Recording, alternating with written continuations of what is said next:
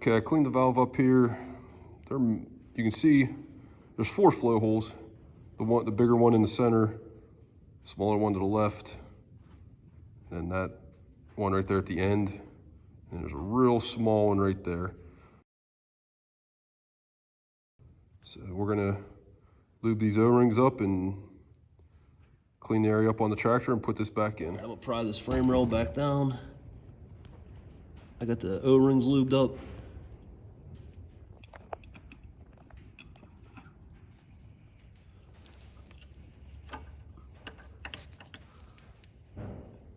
Okay, now I'll have to use the crowbar to basically tension this spring. I need to pry this around and push it in the rest of the way. My hand's probably in the way for you guys to see, but just spinning this piece up and then trying to press it in at the same time. Kind of wiggle back and forth. Okay. And that appears to be the same place it was when I took it out. I'll see if I can get the keeper reinstalled.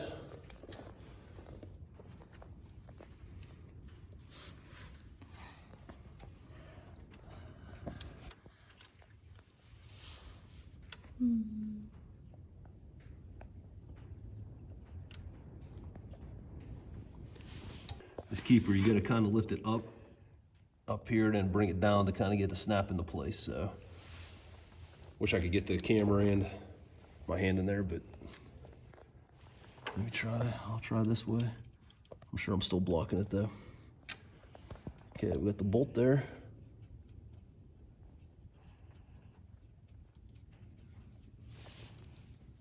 And I'll stop recording here. I'll just, it's gonna take me a minute to get this in. I don't know if you can see that bolt started there, the keeper behind it. I got the springs in place, so it's got tension on it. So I'm gonna go ahead, I'm gonna run this bolt in all the way, and I'm gonna get that snugged up, and then we'll get the camera going again. Tightened up for the keeper holding the valve in. All right, this spring here, you can see this movable piece. The spring, you kind of slide it at the top, and then there's a notch top and bottom. And then on the back of your arm here, your engaging arm, there's a stud sticking out it goes through the spring. It has a couple notches on it to keep it on. So you get that, and you gotta put a little tension on it by hand. I got my bolts here. I'm gonna try and get these slid in.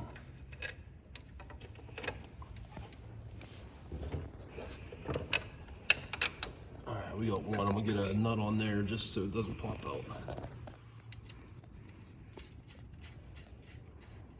I got Logan behind the camera here helping me out. He's doing a great job. See if I can get this other, my arm's probably in your way again, but I still don't know how else to do it. All right, I got the other bolt in. Again, these are carriage bolts, so make sure that square hex on the underside of the head is down inside. Okay, those are finger tight. I'm just gonna, all right. That should be good once I get these tightened up. That'll pull that up, but that'll be good. When you put this arm in, when you install it, there's a tab up here for the safety switch. There's a safety switch so you can't start the tractor with the PTO engaged. So make sure you're just careful that when you're doing this, that one, you don't damage that safety switch, and two, that you have it lined up so that the correct part of this engaging arm is engaging the safety switch, or else you're not going to be able to start the tractor when you put this back together.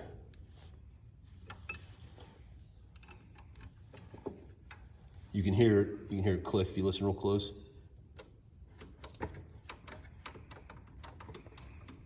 That clicking is it coming off the safety switch. We'll get that back together. We'll take our spacers out from behind this frame rail. Get the frame rail back over, get it lined up with the bolt holes, and we'll start getting bolts ran in and snugged up. I'm gonna get them all in and started first, get them all finger tight before I snug any of them, just in case there's any alignment issues. So we'll do that next.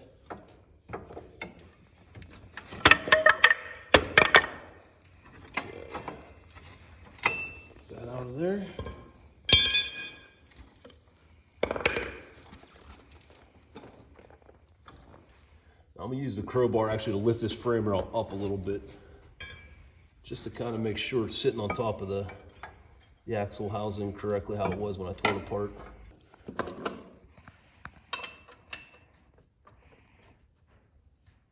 Okay, I'm just using this crowbar to make sure that there's no resistance on this bolt as I run it in. It's going in nice and smooth right now.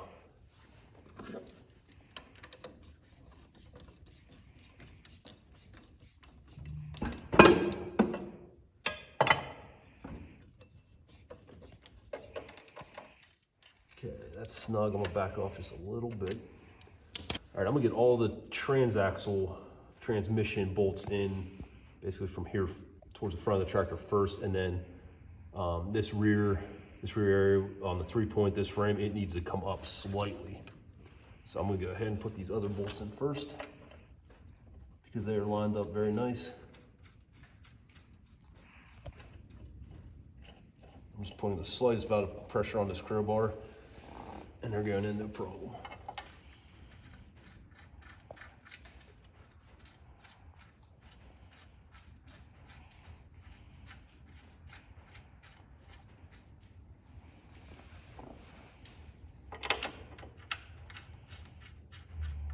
In fact, that one I'm not putting any pressure on.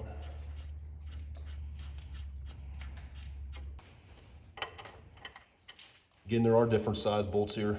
They all appear to be the same length, but different diameter, so. It'd be easy, I guess, to figure out which one's which. For me, it was easiest just to kind of keep them in order. Same pattern they came out, but everybody has their own way of doing it. I just have this up here for now. We'll loosen that up and get it reconnected also.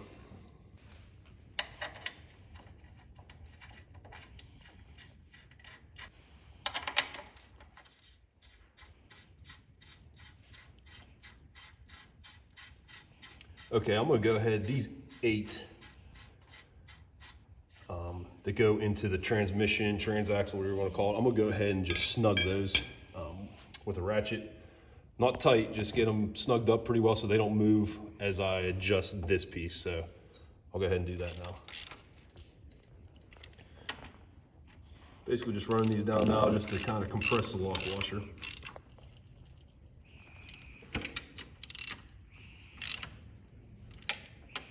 And I'm trying to do a crisscross pattern as much as I can.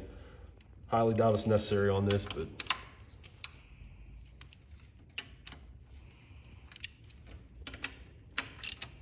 all right, let's switch to the bigger socket.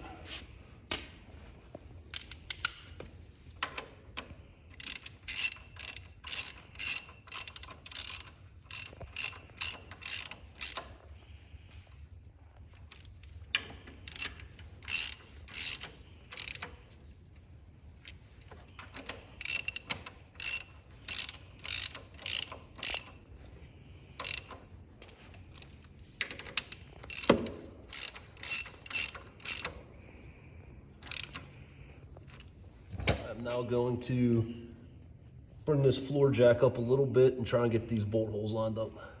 Okay, I went back and loosened up these 8 bolts after I said I tightened them because I could not get this framework here, had to come up just about a 1/16 of an inch, and I couldn't get it to move with these tightened, even though they're independent of each other. So I loosened these back up. I got a little brass drift pin here, and I just gave it a couple of taps, and it's kind of bouncing in there now. So we're gonna get one bolt started. It's very close. There, it just slid through.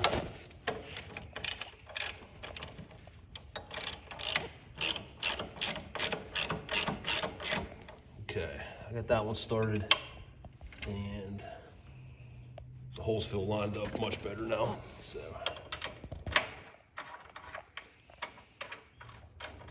get that one just barely started. I still got to mount the 2 bolts for the skid plate there, but we'll get rolling. And then before we put the tire on, we'll fire the tractor up and hopefully have a working PTO. We'll see.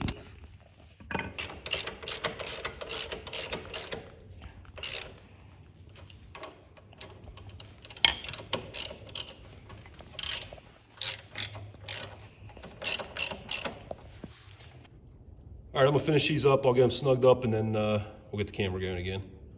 I didn't reattach this lifting piece for the mid-mount mower, and I didn't reattach this skid plate yet, but we're gonna fire the tractor up. We're gonna engage the PTO. I'm gonna select rear PTO, and then I'm gonna have Logan record it, see if it turns. You guys can watch. So let's get moving. Hoping this does it for us. All right, we'll switch here to rear PTO mode. All right, I'm gonna give the camera to Logan and let him record the rear PTO. All right, here we go. We're gonna engage.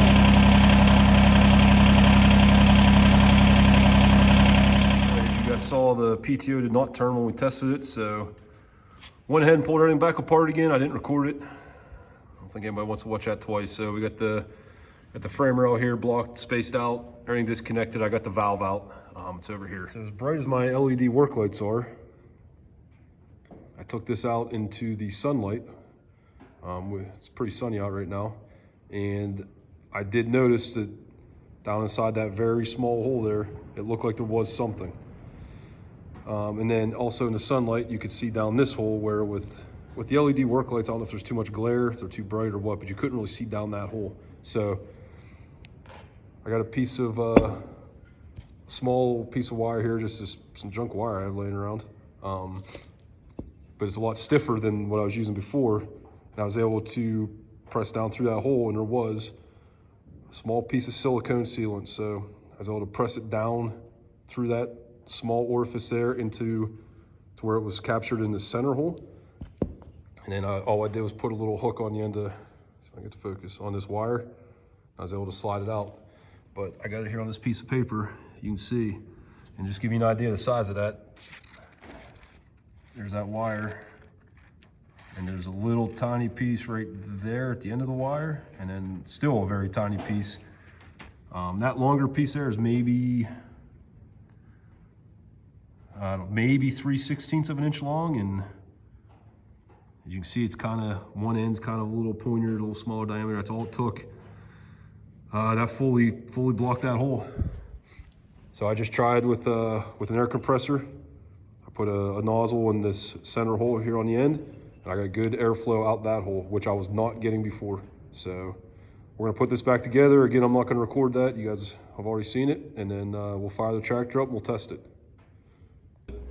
Linkage is connected, all the transmission and frame bolts are all in and tight.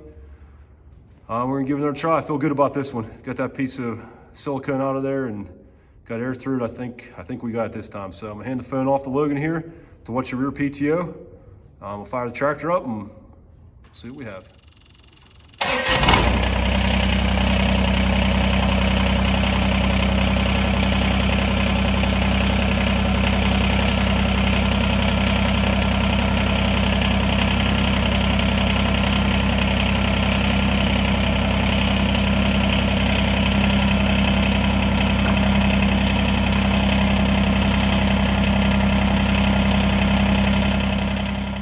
Obviously the PTO didn't come on that time.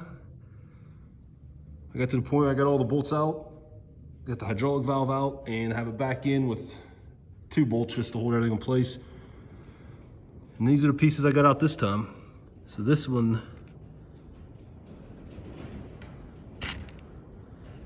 you can see right there, very small. And then that little tiny piece there was in the hole also. So it was enough.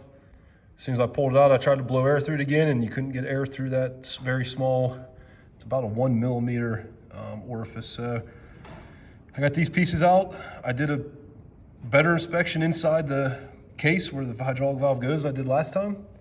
I don't see anything in there, it just looks like clean oil. So I got it back in. I just threw 2 bolts in this time. Just one in the rear frame piece here and one in the axle housing itself. I don't have anything connected to the PTO, obviously, so I'm gonna start it up, kick the PTO on, see what happens. Logan had to go. He has a birthday party he has to get to, so I'll start it up, engage a PTO, and then we'll get the camera looking. All right, we have mid PTO selected. We'll start the tractor up.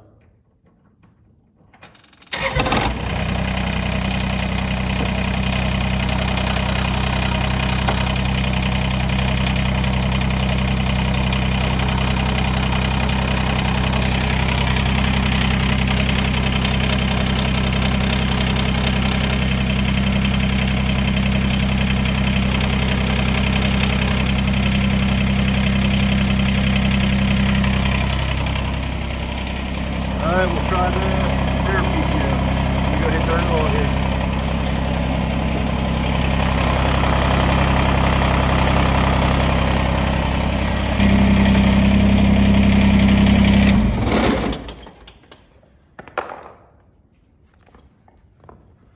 Well, that's a relief. I'm gonna go ahead and get the rest of these bolts in, get the lift linkage for the mid-mount motor, the skid plate, get everything put back together, get the tire back on.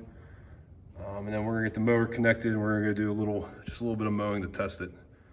Everything's back together. PTO works like it should. Had to pull that valve out, the hydraulic valve, 3 times. First time, I probably just didn't take my time enough, get the correct light to be able to see that there was still a little piece in it. So I wasn't shocked when it did not work when I put it back together the first time. The second time, I did get a piece out. I did verify it was clean, had good light, everything. So I was pretty shocked, pretty disappointed when it did not work the second time I had it together. But there was, like I showed you a little bit ago, there was definitely another piece of silicone gasket maker in there the third time. But we got it cleaned out again, and basically I got it from where the last time I tore it down, got it completely back together to where it is right now in about 50 minutes. So I'm not sure I'm really happy about being good at that, but we're back at it. I'm gonna have to look at my service schedule and see when I changed the transmission fluid last. I'm tempted, and I'll probably not right now because work is crazy. Actually just had a few hours here today to do this, but I think here in the next few weeks, I might drop the fluid and pull the strainer screen out. Let me get down here. I've done this every time I've changed it. You can see that bolt right here. From what I read, that screen is the only thing that keeps any dirt or debris out of that hydraulic valve for the PTO. So I might drop the fluid, pull that screen out, see what it looks like. Right now, let's get the tractor started up. Let's pull it out. Let's get the motor deck engaged, and let's go do some test mowing.